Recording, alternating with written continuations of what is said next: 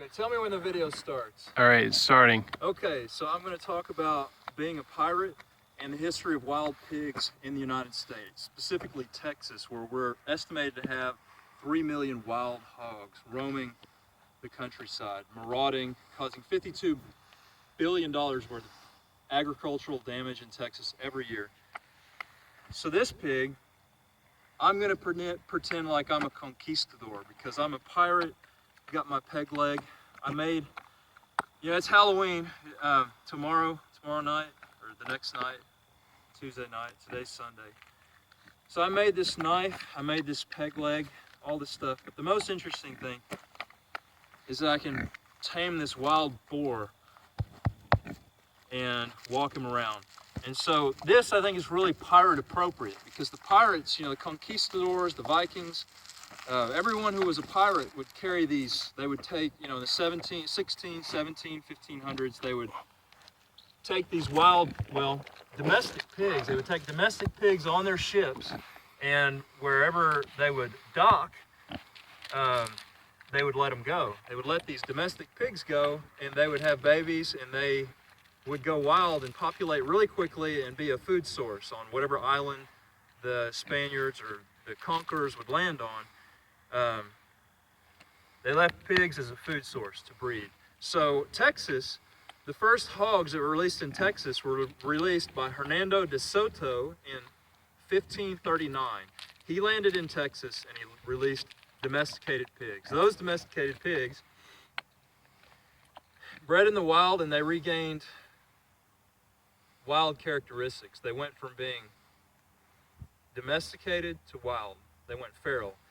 Then in the early 1900s, trophy hunters in Texas released wild Russian boars that interbred with these feral hogs that were already here.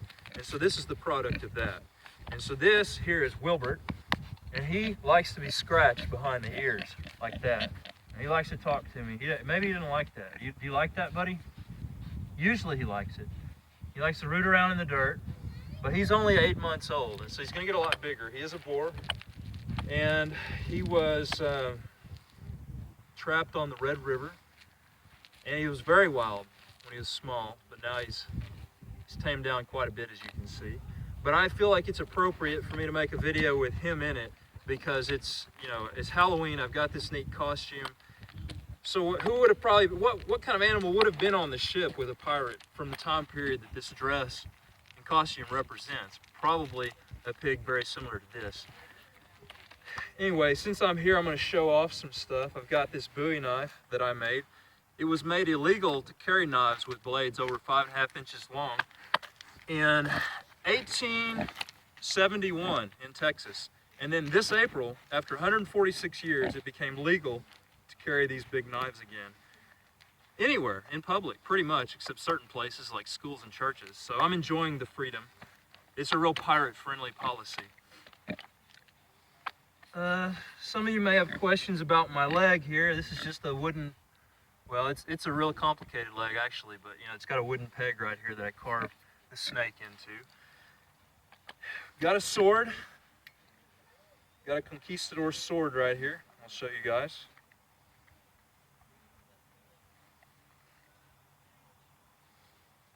That's a real sword right here. It's made out of spring steel. It's got this brass dragon on the end, on the pommel. It's got a very ornate brass handguard. It's an awesome sword. It's probably the kind of sword that the conquistadors used when they went in and conquered the Mayan Empire. But it's actually was made in Oaxaca, Mexico. I made these two knives, but I didn't make this sword. This was made when I lived in Oaxaca, Mexico. I went into the marketplace and bought this for about $10, so it was a good deal. Anyway, it's functional, but it makes a good prop for Halloween, good Halloween prop. But this sheath isn't the best. But this is just for Halloween. The sheath is temporary. But this sheath, this is leather. I made it. It's highly functional. This one is. Mostly everything is functional here. And we're going to eat this pig. We're going to butcher him And he's going to serve the same purpose that he would have served 500 years ago when Christopher Columbus brought pigs to the New World, and settlers, when it all began. So thanks for watching, and have a great rest of your day. Bye-bye.